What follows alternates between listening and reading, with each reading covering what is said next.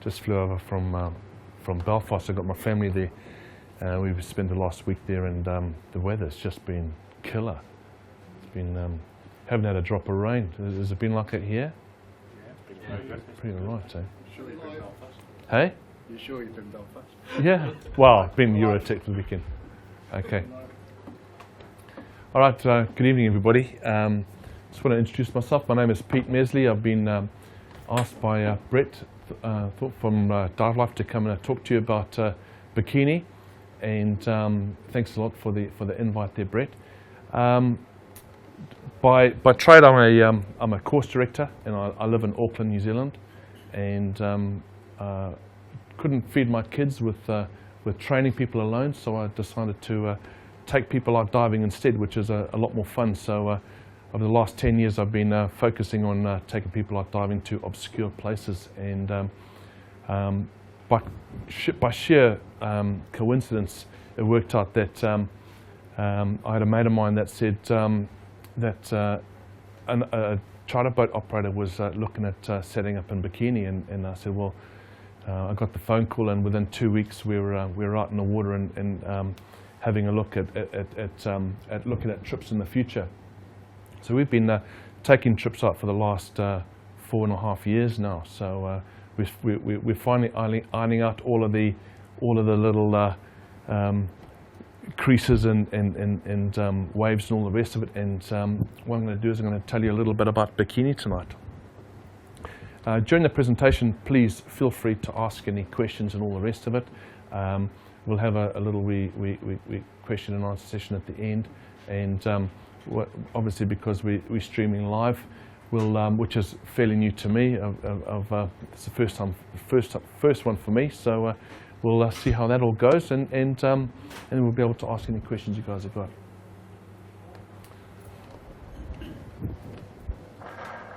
This is the images of Baker Blast, and I've watched this maybe 400 or 500 times, and every single time I watch it, I get goosebumps. You can imagine the guys in 1946 watching this for the first time and not knowing what's going to happen. And it really is quite a staggering event.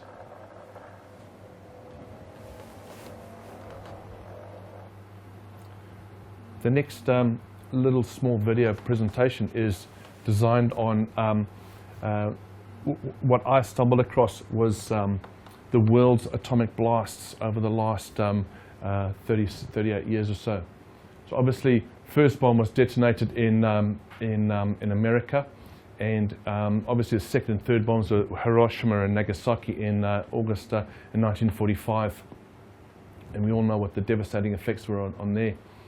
And then later on, the fourth and fifth bombs that were ever detonated in history were Able and Baker bombs. So after that, if you look up at the top right-hand corner, you'll start seeing the time of the year, and then you'll start seeing how many bombs are detonated and the countries that are detonating them. So this really is quite a staggeringly sobering graphic of explaining how many detonations have taken place, and it shows you there over 2,000 detonations have been purposely let off around the world in the last 53 years. So I don't know about you, but I tend to think that, and again, this is something that I've only recently learned myself. The detonations that we're most focused on is Operation Crossroads, and Operation Crossroads was just, the Americans basically didn't know what an atomic blast would do to a naval fleet. So what they did was they accommodated over 95 ships, and there's a list there of all the different types of ships that they brought together. You know, over 20,000 people were involved in bringing these ships to Bikini, and they just figured out that Bikini Atoll was far enough away from US soil to let off some of these big bombs to have some fun and see what would happen. At this stage, Able bomb was the first bomb let off, and and that was detonated a little bit, above sea level, 158 meters above sea level. And what happened was that basically the blast went up into the stratosphere, and within a couple of days, people were walking all around the wrecks. So not too many ships were sunk during this first bomb. So obviously everyone was waiting there, and they're waiting for this whole armada of ships to be sunk immediately, and only 5 ships sank. And I thought, if that had been Mythbusters, they would have, instead of a 23 kiloton bomb, they would have put about 50 kiloton bomb in there, and made sure that that they would do it properly once and for all.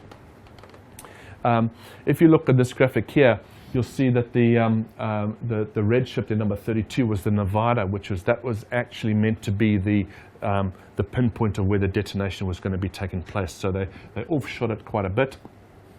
And those are the 5 ships there that ended up getting sunk. The Sakaba, which is a Japanese cruiser. Now, as you'll hear me talking a little bit later on about, there's a couple of Japanese ships, the Nagato, which historically had a huge significance during the war, and the attack on Pearl Harbor. And then we had an attack transporter, the Carlisle, and the 2 destroyers, the Anderson and the USS Lamson, and another attack transporter, the Gilliam. So, and then obviously Baker bomb. And at this time, they used over half of the world's film to film these blasts. So that was obviously a fair amount of footage, and from every way, shape, way, or form, every angle, every distance, high and low, they filmed this. And because the Baker blast was detonated just under 30 meters of water, that's why people could view it and watch it, because obviously, as you all know, the normal detonations are too bright for our eyes, and we can't visibly watch the detonation taking place. So as you can see there, I don't know, every time I watch that thing, it just captivates me. Again, not a massive array of ships sunk. All right, so I think at the end of the day, everyone is kind of, it's a bit of a fizzer, really. Only a total of 10 or 11 ships that were sunk in total. But in a good way, because of the fact that for us as divers, has anyone here dived Truck Lagoon before? Yeah. Okay. So Truck, there's over 60 ships there, and you end up sort of like becoming a tick in the box destination. You're diving attack transporters, you're diving destroyers, you're diving submarines, you're diving carriers, all sorts of different ships there, and you end up diving 30 or 40 different wrecks over a trip, and you've got no idea what wreck you dived in the morning or the afternoon or the day, whatever. They just turn into the morning maroos and afternoon maroos, So here in Bikini, the good thing is that we get to spend a bit of time on these wrecks, and that's, for me personally, what I really like about the place. Just to give you some scale, in the blast, that black figure on the right hand side of the column of water was the USS Arkansas. So that ship was sunk immediately, instantaneously during the blast. So that just shows you the might of the blast, but at the same time, that's what Bikini looks like today. So yeah, fairly impressive. Basically, what happens is that what we do is we do a checkout dive when you arrive in Kwajalein. So we do a checkout dive on the Prince Eugen, which is again a massively historic German cruiser, heavy cruiser, and that was basically linked in as Baker blast making the claim of sinking them at Bikini, but obviously it did not sink. It survived both blasts, and they towed it back to Kwajalein, and basically it was so radioactive they just left it there, and the thing just sank in 32 meters of water. So alone, this wreck alone you could spend an entire trip on, and obviously because it's in 32 meters of water, The bow is sitting in 32 meters of water. The prop is sitting out of the water. So one of the props was cut off and is now outside one of the museums in Kiel in Germany. So this wreck is just is incredible, and is historically it was boasted to to have played a role in sinking the HMS Hood with the alongside the Bismarck. So it's obviously there's all a little bit of a history buff amongst all of us, or maybe some of us, and by getting to know a little bit of history about these wrecks when we're diving on them, it just makes a little bit more significance as to what we're diving. So you know, this heavy cruiser is really something to work on and to enjoy. So I've got a little bit of video footage of this is the bow section, and we're sitting in about 32 meters of water, and you can see just the top there, the surface. So conditions are fairly good most of the time here. It's the bridge section, and we're coming across here.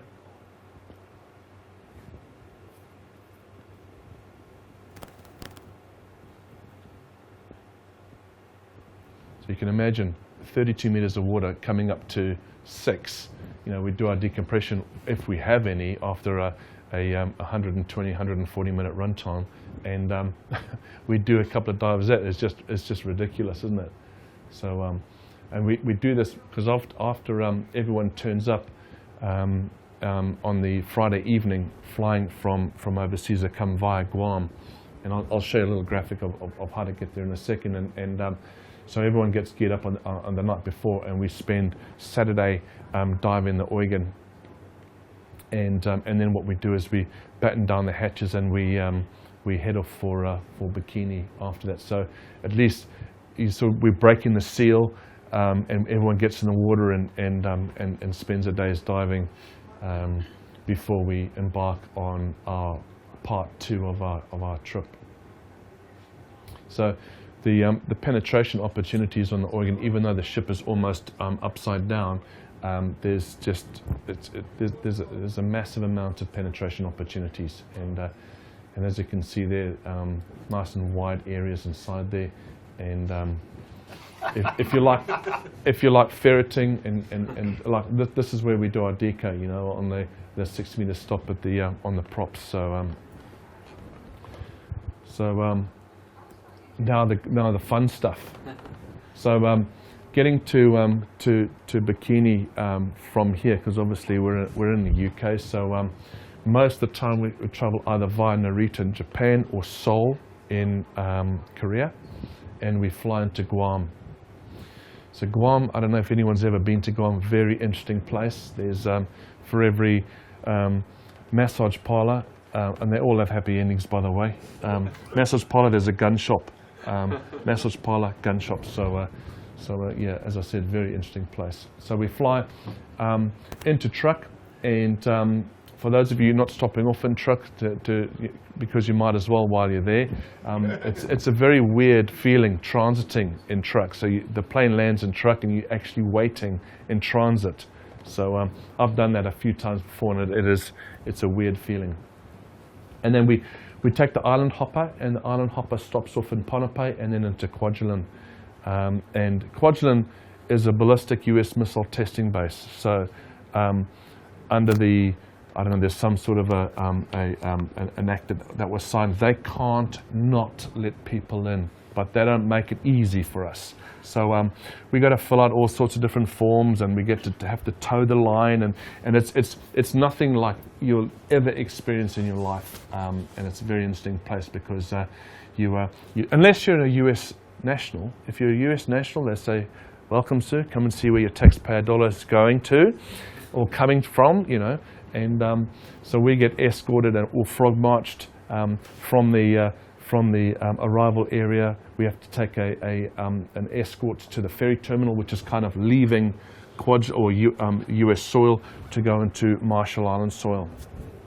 And by the time we do that, we get we take a short ferry ride, about a 20-minute ferry ride over to an island called Ebai Island, which is now we're going into the Marshall Islands, States of Marshall Islands, and that's where we're allowed to get onto the boat and head off to Bikini.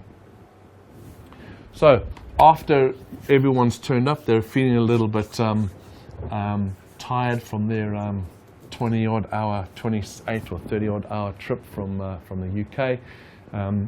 Everyone's very happy now after they've got their gear wet, because up until now it's been the most expensive flight and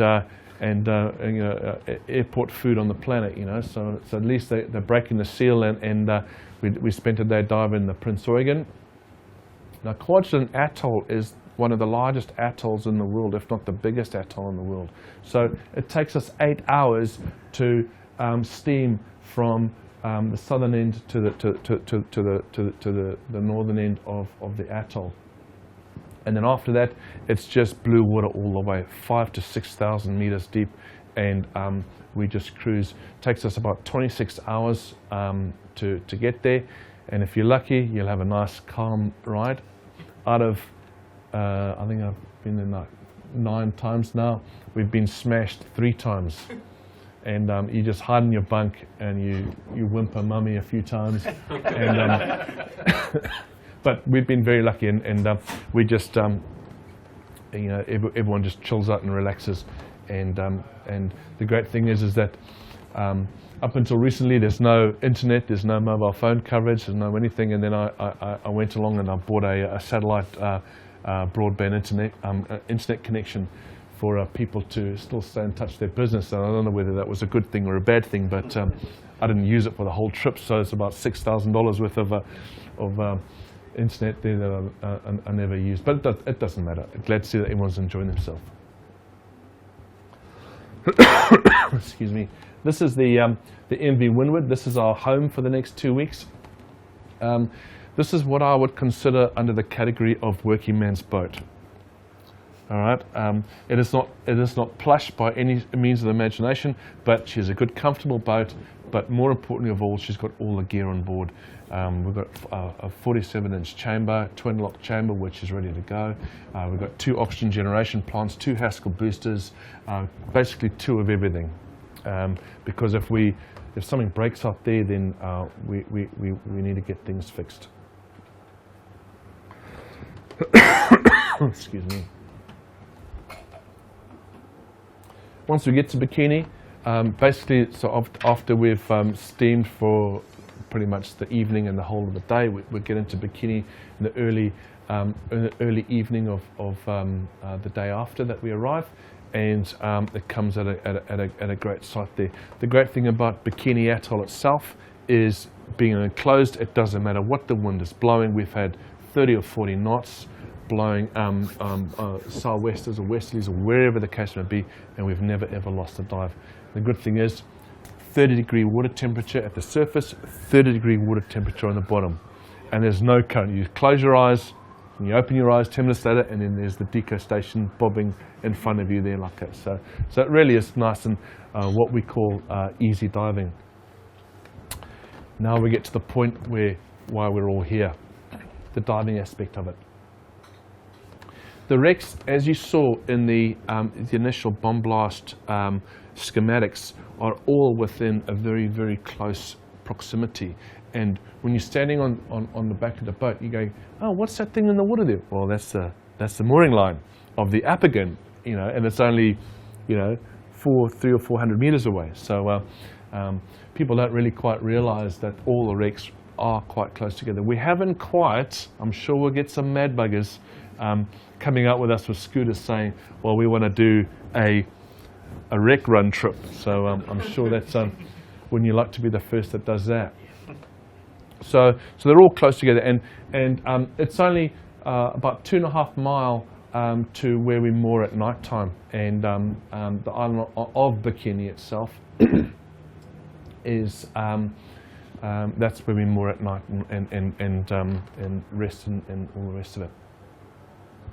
Now, out of the significance of all the wrecks, all right, there's and I've just listed these basically in order of weight class. We've got the Apogon, which technically was sunk at Bikini, but we all know that it was in Quaj. The Saratoga, the Nagato, the Arkansas, and the Sakawa. And then the other wrecks of note are the Anderson. These are destroyers. Sims class destroyer, the Anderson, and the USS Lamson, which is Mahan class destroyer. And again, destroyer's been a smaller ship. People tended to find that with these massive, big light cruisers and heavy cruisers, battleships and all the rest of it, it's very difficult to gauge how big these things really are. And they really are, like, you know, you're talking 230 meters long. The Saratoga, 269 meters long. It's the big ships. Even though the visibility normally is stellar, it's nice to be able to descend onto the wreck and see pretty much all of it. And you can get that on these destroyers, which are quite exciting. There are two submarines there. Now, I'm not a big submarine fan. You know, they tend to be tubes in the water which you can't do much and all the rest of it. But I have a lot of fun on these because they are the USS Apogon, which you're going to have a look at in a minute. That is, like, if you want to see a picture in your mind of a submarine, that's what it will look like. It's lying bolt upright on the sand, completely, fully intact. And that's what I want to hold my visions of submarines, and I'm quite happy about not to ever dive another submarine again, but I'm only joking about it. I don't mind submarines. The first wreck that we're going to talk about is the USS Saratoga. And the Saratoga, she was laid down in 1925, originally as a Lexington-class battle cruiser, but obviously due to the Washington Naval Treaty, they stopped the production of these big ships with the big 16-inch guns. So they were allowed to convert two capital ships to aircraft carriers, and that's exactly what they did with the USS Saratoga. So you can really see that in the hull. The hulls are like, you can almost cut a piece of paper through the bow section of the hull. It is so sharp coming together. It really is quite amazing. These drawings were courtesy of the Parks Service, and these were taken in 1990. Quite a bit has happened. Obviously, we are all wreck divers here. We know that wrecks are breaking down as we speak, and a lot of people say, "Oh, how safe are these wrecks to dive?" Well, they survived 2 atomic bomb blasts. You know what I mean? And you know, the fact of the matter is that these things, like everything else under the water, is just degrading as we speak. And especially with the battle cruisers and the battleships and all the rest of it, when most of them are all turned turtle, then all the heavy stuff is above your head. So open circuit divers, well, that might be perfect for you guys to go in there and then just dislodge any of those little rocks that were in the way, that, you know, and that stuff would have come down on your head before the rebreather divers come in. So we like open circuit divers to do that beforehand, to dislodge any of the stuff in there. Again, I'm only joking. This is what it looks like now, and this is kind of my feeble attempt to take the original drawings and to show that the stern section's collapsed quite a bit. And as you can see in the bow section there, you see some grey areas there. So those the decks are really starting to collapse down. I believe that there's quite a few people that have dived Scapa here.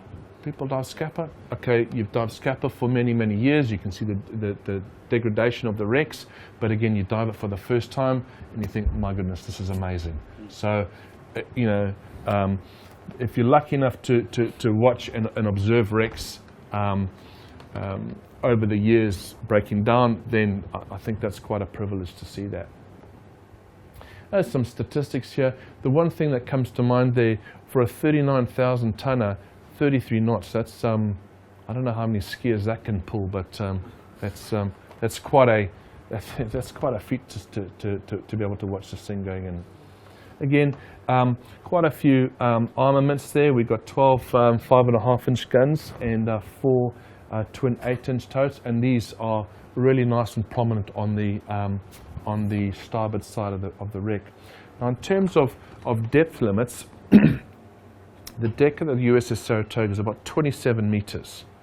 The top of the wheelhouse is in about 15. So sand, pretty much all of the wrecks in Bikini are between 50 to 54, 55 meters. So average depth's about 48 to 50 meters. So not so bad, you know. Obviously there's a lot of wrecks deeper in truck and all the rest of it, but that's what you're looking at average depth wise. So what we will normally do is we will normally do the afternoon dives in the USS Saratoga. One, to give everyone a little bit of a rest from their morning dives, but also the Saratoga is such a massive wreck, and as you see, I've only chosen a couple of the penetrations that we do, but less than 5% of the ship has ever been penetrated. It's just ridiculous. The engine room has never, to this date, been progressively opened and people actively dived it. So if you're a fossicker and a ferret, any ferrets in the audience? You guys that like to squeeze in holes and find new spots? Yeah, there's a few guys around, you know. So this is one of the hell divers in the hangar bay, and just after one of our trips this year, while we were taking a group back, coming for the second trip, the ceiling of this the hangar bay actually collapsed, and you know, literally while we were there, which is again another sign showing that you know, the wrecks are just always falling apart and all the rest of it. So we did a quick structural analysis of sending the open circuit boys again. All good? All right, we're good to go. The wheelhouse, again, an impressive structure, and again showing its signs of wear and tear and all the rest of it. But as again, you know, what we go in with the premise: if it looks dodgy, it probably is dodgy. So you know, when people penetrate these sort of things, that they go into it with full knowledge of what to expect. This is the attack bridge, and obviously all the gauges and portholes you can see. Like, how often would you see that in the UK? All those portholes sitting nicely in a row there. Quite common, isn't it? Yeah. I know that there's no spidge hunters anymore, isn't there? Everyone just likes to look at them and take nothing but photos, eh? Yeah, I like that. So like now, over the next few shots, we're going to show you some pictures of the radar rooms, and this is all within the superstructure. And you can see here just all these desks, and this, as again, this is all in the superstructure. So fantastic. It's obviously the radio ops area for the whole ship. And the great thing about it is that throughout the ship, you know, they had over 2,000 people on board the ship at any one time. So there's heaps of crockery, cutlery, and artifacts all around the ship. There's sculleries galore, and again, you just see these piles of beautiful plates. So they one of the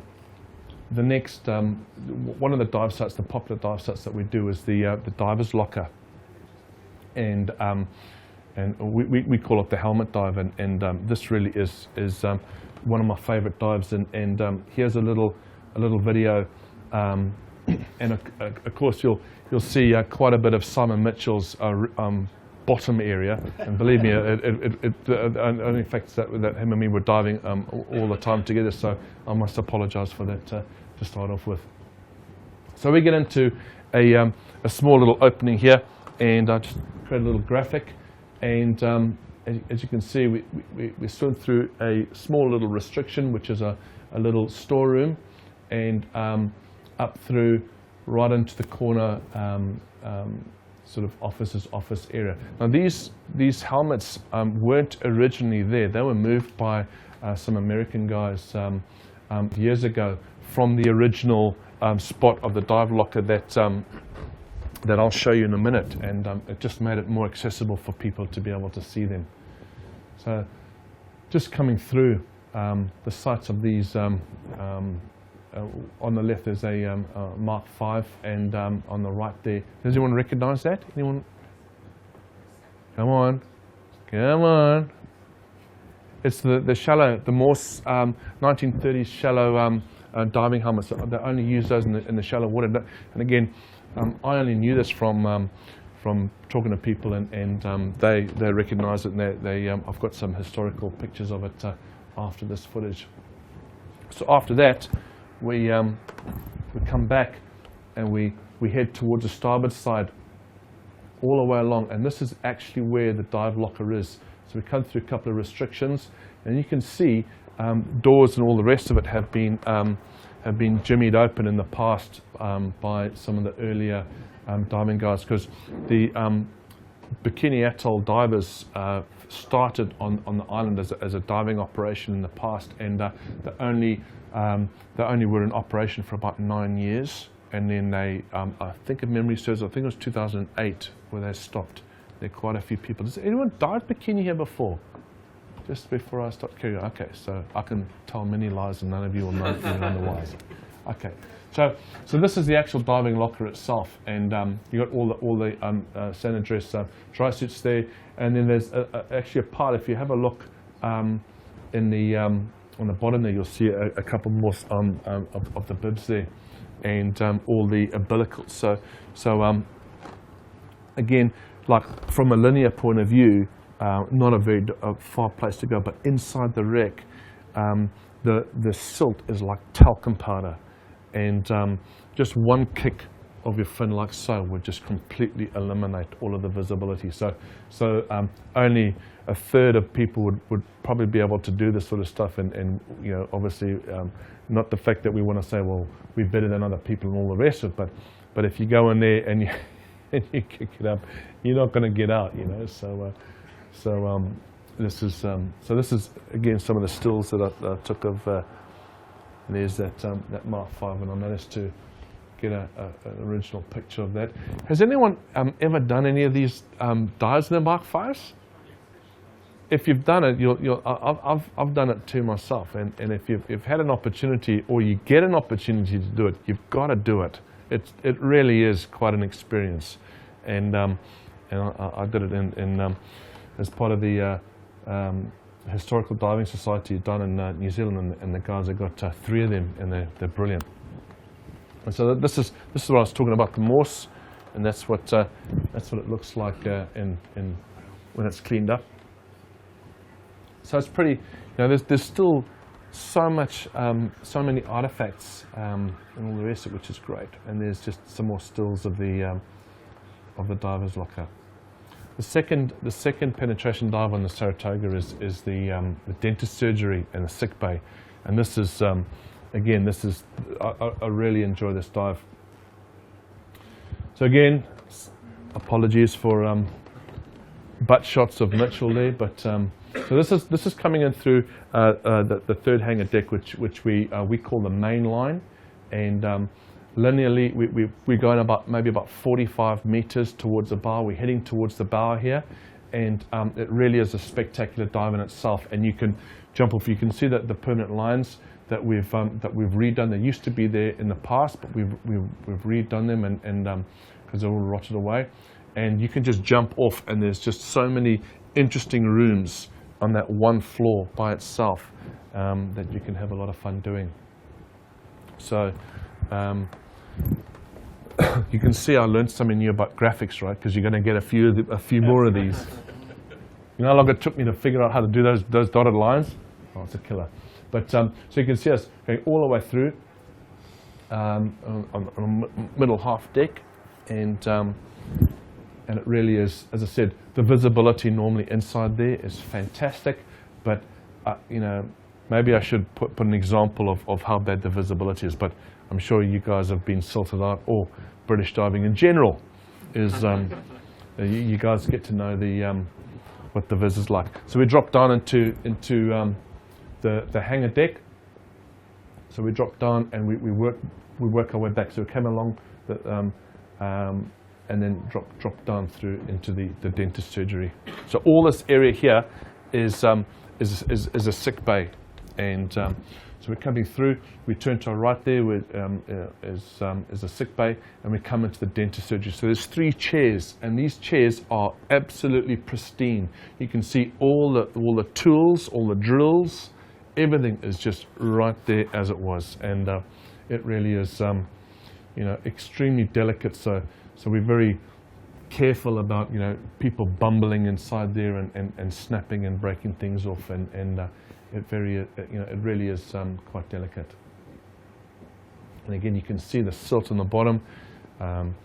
You can make a mess of that place pretty easily.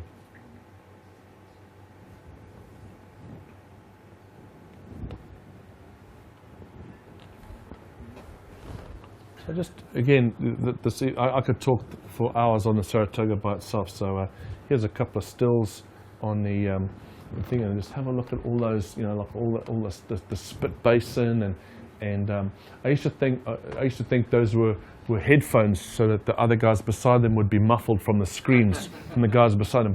But I've been informed that those aren't headphones; those are headrests. So I can't say that anymore, can I? Again, I don't know what fascinates us with taking pictures of toilets and urinals while underwater. Does anyone take pictures of toilets and urinals topside? Because I'm yet to meet a person that does that. Maybe a bit dodgy in this day and age. So again, there's little things that you can see after 2 atomic blasts and all the rest of it. A hot water bottle just sits nicely, up beside the bath. So light bulbs,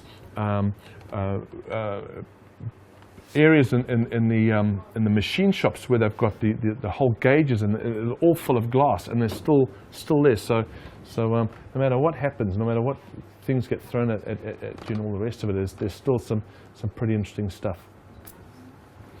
Now, grudgingly, I've had to move away from the Saratoga because, as I said, I can spend all night talking about it. The Nagato. Anyone know the story behind the Nagato? Yamashiro Yamamoto. He was the admiral of the Japanese high seas fleet that actually gave the order for Pearl Harbor. Now, and he gave it from the Nagato. Now, the Nagato was not actively partitioned in the Pearl Harbor attack, but it was Admiral Yamamoto that gave the order. So whenever you swimming around the wreck and all the rest of it, like these sorts of significance really starts to play a big role. And again, obviously, it was quite a big publicity stunt and propaganda thing where the Americans would put, and obviously the Nagato, as the pride of the Japanese high seas fleet, was brought pretty much under the atomic bomb to say, there we go, boom, it's gone. But it took 5 days after the second bomb for the Nagato to sink. So again, they don't make them like I used to. A massive ship, 42,000 tonner. And she's almost totally turned turtle.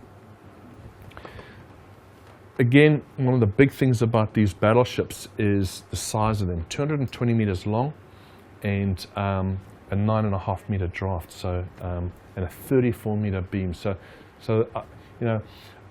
you can't really, well, I can't get a good fathom of actually how big that is until you get to a place where the visibility is really quite good, and then you can go, wow, I can see, 25 meters of this 220 meter ship. Whereas, like in Scapa, you go, what is it, the Margraf or the what else have we got there? The Bayern, like there's the big ships there, and you just all you can see. All you can see is how far you. Oh, no, it's not that bad, is it? You can see a little bit further than your light beam, but again, it's very difficult, isn't it, to capture the size of it. So here's some prop shots. I've been working for about 6 trips to try and get all 4 prop shots in one image, and this is as good as I can get. And the other thing too is you can see those massive rudders. So these things could turn on a dime, and the engineering was nothing short of amazing. they boast the 16.1-inch armament, which was some of the biggest guns at that time. And again, this thing was built, but the Nagato just quickly, like, never really shot and fired in battle, because the Japanese high seas fleet and Navy wanted to hold it back to keep a joker in the stack, just in case they needed it. There, those 16-inch guns, and this just gives you an idea. And someone said to me this, because we take obviously quite a few pictures and all the rest, and the guy goes, "What is that? That looks like a donut, a giant donut." And I thought, well, I better start changing my angles a bit, because it does look like a giant donut, doesn't it? So here's some other shots that we took recently, just to give you some perspective. They really are massive guns. And here's some more. The other thing too is just to give you a perspective of the bridge section. Thankfully, it's there for a reason, because that is what she looks like on the bottom. And thankfully, the whole bridge section wasn't crushed underneath when she sank. So I don't know whether there's a battleship around which is sitting upright. Does anyone know if there is one that you can dive? I think the Bismarck is the closest, but I think we've got a fair more bit of technology that we need to work on to dive the Bismarck.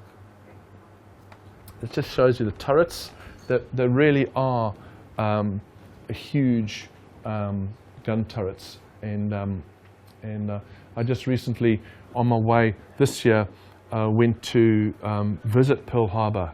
Has anyone been to Pearl Harbor before?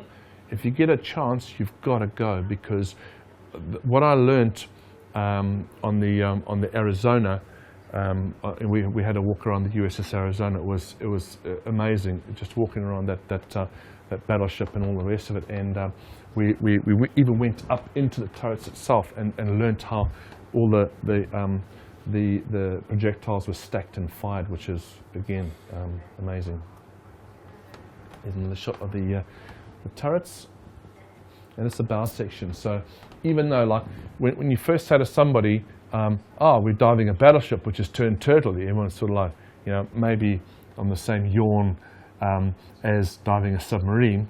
You know, I don't know, maybe I'm giving submarines a little bit of a bum deal here, but then there are, you know, that's what I personally thought about diving a ship that's upside down, but there's just so much to dive in, and the penetration is opening up. We're opening up some fantastic areas in the Nagato itself, and the Nagato ended up being the second most popular wreck that we dived. We did 4 dives in the Nagato the last couple of trips, and because people just couldn't get enough of it, you know.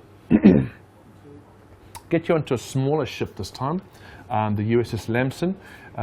What we normally do is we go through all of the ships, and then after we've dived all the ships once, then we ask the guys in the boat what they want to dive more and more, and the smaller battleships, or not the battleships, the destroyers, really are quite popular because of the fact that they are nice and small, and you can get a really good feel of the ships.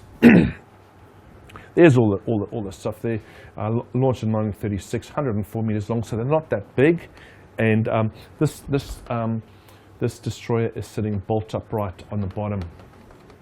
And there's a whole list of, you know, all the armaments that they had on board, and these things really packed in quite a punch. We had, you know, we got torpedoes, we got all the big Oerlikon 20mm AA guns, we got depth charges.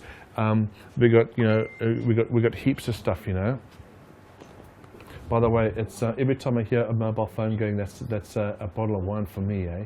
So I'm looking forward to those phone calls. So make sure that if anyone knows anyone here, just phone them straight away. So she's sitting, as I said, bolt upright on the bottom, and as I said, most of the ship's up at about 50 meters, so top of the deck at about 41. So penetration on the destroyers, less because there's not as much stuff there because as all of the ships were battle ready. So and there's just like a little wee sneaky beaky video of this is looking towards the stern. So bow is this way, looking towards the stern there, and you've got your torpedo launching tubes there, and you've got the AA guns. And then the further in the background there, which is about maybe 40 meters away, you've got the big Bofors. So, yeah, this is all right, eh?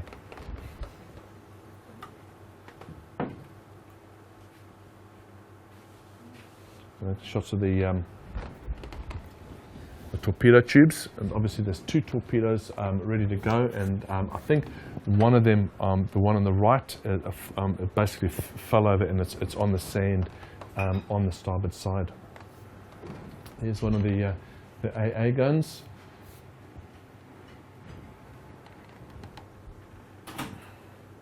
And there's a row of sinks, self-explanatory, and you can just see the richness and the blueness of that water. It really is quite stunning. Here's another aerial shot of the torpedoes. One in the middle missing, and there's some of the Bofors. And then we got in the stern section, you got the depth charge rolling bays there, and on the stern she's pushed right in, and something which is quite common with a lot of the wrecks, you'll see the accordion style look on all the hulls where the blast is just basically pushed in the hull and underneath itself, and on the Arkansas, which I'm pretty much jumping the gun a little bit here, but you can, when you swim over the hull of the Arkansas, it is like that, and there's all this very, very hard and thick steel just moved like a wavy sea, which is really quite impressive. Moving on to the USS Anderson, another destroyer, the same type of length, the same type of tonnage and all the rest of it. She's lying on her port side, and that's the type of vision that you'll get when you're descending onto her. And there's it's just lying, and as I said, this sand is like talcum powder, because during the blast, and I think you can get all the specific statistics off Wikipedia, but the blast knocked like 1 million ton of sand and corals and water 2 miles into the air. So that was really quite something, and I think when it all settled down again, obviously there's a bit of a divot in the bottom, and over time that divot is kind of it's not as prominent as the Bravo Castle Bravo bomb, which is a thermonuclear bomb, which happened in some years later, which basically they blew a hole in the continental shelf, in the island, and that you can see from Google Maps or Google Earth, and you can see this massive big hole in the ground. But all this sand is just like talcum powder, and one of the big questions that people ask is it safe to dive there? And apart from the fact that we don't ever have to use lights again, ever, those of you who have been there, because you just no, that's not that funny, but we have scientists that go there twice a year, and they take samples. They take water samples, soil samples, and air samples from all around the islands of Bikini, and you probably get more radiation from your microwave oven than on Bikini. But what they haven't done is they haven't taken any soil samples from inside the wreck. So that's why we say to people, if you've got split fins or whatever, you can't, you kick at the bottom, well then there's a good chance of not having any kids. So if anyone's thinking about having kids, then Bikini is probably not the place for you. Again, I'm joking.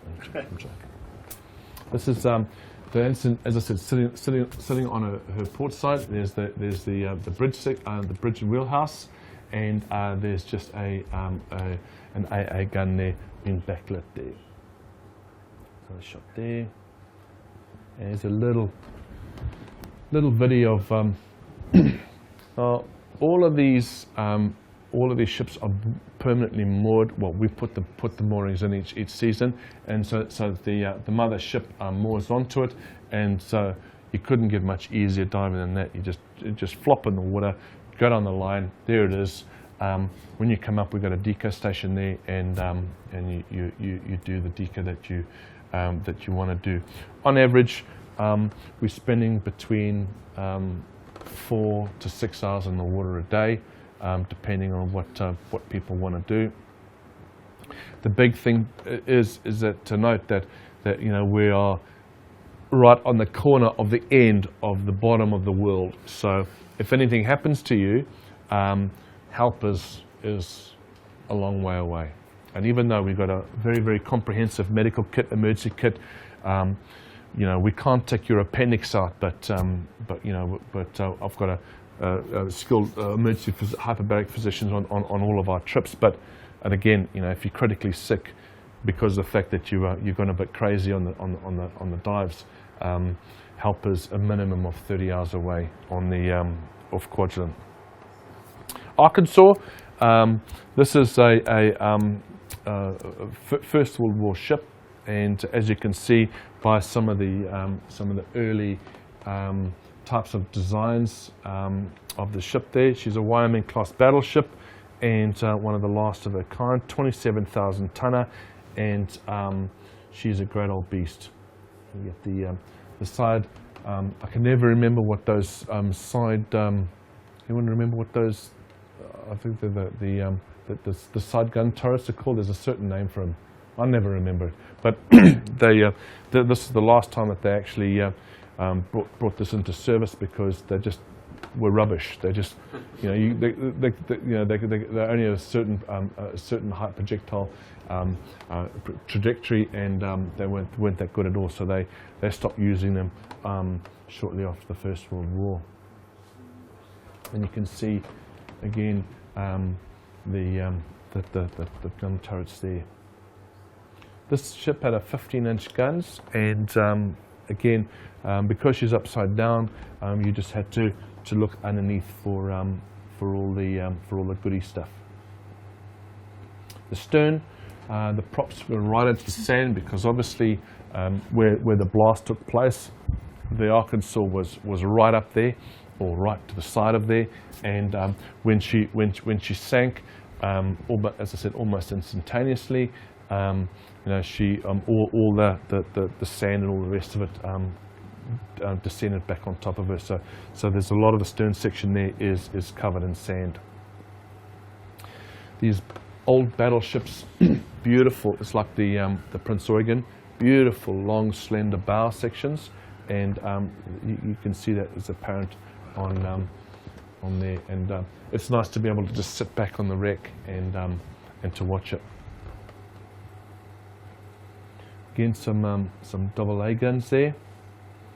Now, penetration inside the Arkansas also is there's still quite a bit in there. Of course, I've turned this upside down, or back to front, because if I put it the other way around, everyone will be trying to figure out what it is. But if you have a look at the tap, you'll see that the tap chain, the plug is long since gone, but the tap chain is basically oriented hanging down. So yeah, it's real interesting. And there's a little closer shot to the. See the little tap chain there. Oh, my favourite subject, subs. No, I'm not going to give them that. So the USS Apogon was a Baylor class submarine, and again in Pearl Harbor, the sister to the Apogon was the what is it called? The the name is escaped me, about the Bofin. That's right, the Bofin, and the Bofin is actually on display in Pearl Harbor. And again, does anybody enjoy diving on submarines here? Anybody? All right. Oh, thank you. Oh man, I'm dying up here. No, but again, I had a really good look around on the inside, and that helped me understand a lot more about how submarines work and all the rest of it, and that actually increased my level of excitement from 1 to 1.5. That's a great dive. So, as I said, picture perfect submarine, sitting bolt upright, okay, with a slight little list. But as you can see, going back to historic image there, we get up to the main section there and the coning tower, and you can see these range binoculars, and hopefully I have, yes I have. I took this is off the Bofin when I was recently there this year, so it was great to be able to see something above the water, what it should look like in real life, and then how it is underwater. So that was quite interesting for me. But penetration on the Apogon is limited to pretty much 0. But in the stern section there's a hatch which is open, but unfortunately that was all the torpedo bay loading areas, which would be very exciting, but it's all full of sand. So if anyone knows a good Venturi, you know, we'll come on the trip and we'll leave you there for the week to suck it all out, and we'll go and jump in there. So as I said, you know, she's sitting bolt upright in the bottom, and this is what she looks like underneath the sub on the. This is the stern, right? I don't know much about subs, but this is on the stern, right? Yeah, it's a tough crowd, I'll tell you. Right on the stern section, we got there's boasted to be 10 torpedo launching tubes. So I could only find about 4 or 6 of them. So this one here is real easy to find off the stern because the hatch is open and she's ready to go. So again, the good thing about these wrecks, and you may have noticed this, is that there's not a lot of all this plant and coral stuff that gets in the way of the wreck. So if you're a wreck diver's you know, dream, and you enjoy the wrecks and you don't like plants that much, well then Bikini will really suit you. And it is quite interesting because you see a lot of that the whip coral, the big long whip coral, and all only tight sponge life. So I don't know why. What we've got a pretty good guess as to why there's not prolific aquatic growth on the wrecks, but again, I joke about that. Yeah, like in Truck Lagoon, Truck has got a huge amount of aquatic life and corals and all the rest on these wrecks, but it is a completely different place. And when you come to Bikini, it is apparent, and you can see just the amazing like the way the wrecks should be seen, in my opinion. This one has a pilot fish, another sub, and this one's a little bit more broken up. So just going through a couple more wrecks, so you can see. So like the decking has become a lot more collapsed. So you'll now start to see the airtight tube, and then as you can see here, things are starting to wilt away. But so like we're looking towards the bow section there, and so she's correcting the stern section. The bow is further this way, so you can start to see there's quite a lot of collapse there. It's a coning tower again, and here's the bow section. So really, we normally do this as an afternoon dive because then you don't tend to spend too much time on these wrecks. But again, really nice and historic. Okay, that's me. Does anyone have any questions? We got any? Just ask. All right. Thanks a lot, everybody. I really appreciate you guys coming in tonight and giving up your time. And if anyone wants to know anything more, just feel free to get in contact with me. I just want to say a couple of big thank yous. Simon Goff from Scuba Diving, and Andrew Jellyman for actually doing all this live feed tonight. The guys have put a huge amount of work in for this, and I'm almost too frightened to play it back and to see myself on telly, because that's probably more dramatic than anything else. So Tara Sutherland says good evening, Mr. Mesley. hi Tara. Ryan Crawford and the guys from Sunto said hello from Finland. Oh, nice one. And thanks a lot to Brett for inviting me tonight from Dive Life, and thanks a lot, everybody. Thanks a lot.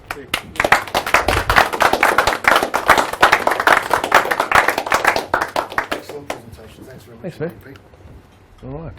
Hey, just a question in terms of, is it only yourself running the trips? Yeah. Basically, what's happened is that the question was, am I the only one that's running the trips? Well, the company called Indies Trader is basically, we're working in partnership with them, so they don't want anything to do with divers. And as far as the guys are concerned, they take up a lot of their time and ask a lot of questions, send a lot of emails. So I just said, look, the guys have partnered up with me and said, look, you deal with all of that. They supply the boat, and I supply everything else, So. What about gaps on the boat? What's the sort of itinerary like over the next couple of years? There's quite a few. There's a few spaces next year. When you're thinking about coming next year or the year after? Probably the year after. Okay. So the great thing is that if you're thinking about coming individually, then it's quite limited in terms of the time of the year, because obviously we can't open up all the spots and then suddenly we have 4 people here, 3 people here, 2 people there, 5 people there. So what I do is basically, when I open up a boat for individual bookings, I commit to the trip. So therefore, if I commit to the trip, then you book on, then the trip goes. So whether 2 people come or 12 people, well, I'll be limping for many years to come, but that's what I do. And then once we fill up that trip, then we'll open up another trip. So basically they are full charter trips. So the only individual booking ones available will be through me. In terms of, obviously there's quite a few rebreathers and open circuit. Any sort of recommendations from that point in terms of the diving? I've had a bit of a laugh to the expense of open circuit divers. My apologies, everybody. But again, like we've got a good broadband, a bunch of open circuit and closed circuit divers. My best advice for anyone is prepare for the trip. Okay, even though the diving is easy, it's hardcore stuff. All right, so you need to understand the fact that where we are in the world, the lack of assistance. Also, you need to make sure that you're going to be doing a lot of diving in a short period of time. Would your question be aimed towards, do I go closed circuit or do I go open circuit? Well, it doesn't really matter. I think the fact that we've got a lot of open circuit divers dive there, and worst case scenario is you'll do 10 minutes less on the bottom than the closed circuit divers. And to be perfectly honest, apart from your gas bill at the end of the day, which we won't talk about that, It's like Christmas. You just got to wait for that to happen before you get bent over and. The nice bill at the end of it. What's that? The nice bill at the end. Oh yeah, but that's a small part of it, But if you're preparing and you're on a breather, don't leave it at home. Pete, how long is the trip, door to door? It's 13 nights in Kwajalein, or on the boat, so 17 days. So door to door, got 17 days, 13, 2, so a couple of days. So for me to fly, it will take 2 days. Yeah. I think the photograph answers it, but it looks like you can get onto the island then. Yeah. So like now, it's a weird place, man. weird place because they in 2008 the guys basically closed the door and they walked off the island. So you walk around the place. They've still got about 7 people there that are looking after the island, but they basically keep the generators working. You walk into the rooms and the air conditioning is blaring away, and you walk into the kitchen areas, everything's ready to go, and it really is quite spooky, you know. But we go on the islands frequently, and we have barbecues on the islands and all the rest of it. But some people have asked to stay on there, and you can, but then it's a little bit of a palaver because you got to get permission. You got to pay somebody. Someone always needs to be paid, but then there's still that opportunity. But we are liveaboard based, so that's kind of a, you know, if someone just has to get off the boat, and we never had it before, but there's accommodation offered for people if they need it. Are the Marshall Islands their own territory? Do they belong to, or they're their own entity? Oh yeah, great question. Are the Marshall Islands their own entity? There's the Republic of the Marshall Islands, but again, heavily reliant on US aid, and I don't know how many gajillions the US government, well, I don't know gajillions, but however many millions a year the Americans still give aid towards Bikini, and they really want to try and get something up and running. But there was only 157 Bikinians taken off the islands, the original Bikinians, and then there's only one guy. His name is Eddie Madsen, which is, for a local Bikinian guy, it sounds more Scottish than, you know, but and he's the only one left, and they've tried to do incentives for the young Bikinians because, you know, they all got offered condos in Florida and all the rest of it. So obviously nobody wants to come back. Well, this again, I may be wrong, but this is what the information that I've been given is that no one really wants to come back. So what are you going to come back to? You see, so. It is quite tough and quite sad, you know, and you know, I'd like to be honest, I'd really like to see Bikini open up properly again, but I don't know whether that's going to happen because the airport now permanently closed. The airport up until last year was closed because the tractor broke and their boat broke and they couldn't go over to the island to fix the tractor, so therefore it just became another stack of rust. But we recently went, and we were none the wiser. We didn't know, and they've mown the lawns of the airfield. So a turboprop can land, but again, the average amount of equipment that the diver today, and I'm not talking about a rebreather diver, I'm talking about you, or the open circuit or closed circuit technical diver. The amount of equipment that you carry and you bring is significant. And on these planes, they'll say, you can come, or your equipment can come, but you and your equipment can't come together. So it is my opinion, the fact that you know, the ultimate would be a fast overnight cat. You know, 25 knots, smash through 12 hours, get to Bikini if the conditions afford, and it'll just take you overnight. But again, it's all part. This is expedition diving, and I think that's what you got to understand. And it's kind of from the time you leave home. Okay, if you added up how many hours it took you, like you're basically traveling for a week. All right. Now that kind of takes the shine off any travel anywhere. They say, well, a week of your holidays is spent traveling. But again, once you resign to the fact that you leave home from here, you get on a plane, you're amongst like-minded people, you're going for your holiday trip of a lifetime. If it was easy, it would be the Red Sea. So one thing you can absolutely 100% guarantee is there's one boat in the whole of Bikini, you know, like the Thistlegorm, where there's like 27 vessels vying for that one spot. And it really is, you know, a place to go. But again, don't there's no pussyfooting around. It's going to cost you money. And how much? Do you see that limp? That's the limp of your wallet. Yeah, it's like next year is 7695 US ex quadrant. So add another 1,500 quid flights. You're not going to walk away anything less than about 10 grand, eh? 10 or 12 grand sterling. I don't know. It's just money, man. It's just, you know, money comes, money goes. But yeah, but again, it is one hell of a trip. Maybe, I'm just trying to think of figures, about maybe 100 people dive there a year.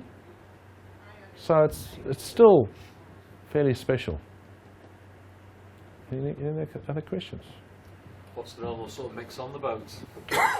Open circuit versus... nationalities. Oh my goodness. It really depends. It really depends what the what sort of mix of diver we get on the boat from different parts of the world. We get full charters, and then you know then everyone's all mates, and that's kind of the ultimate way to do it. But if you're coming single, you know, a single packs on the boat.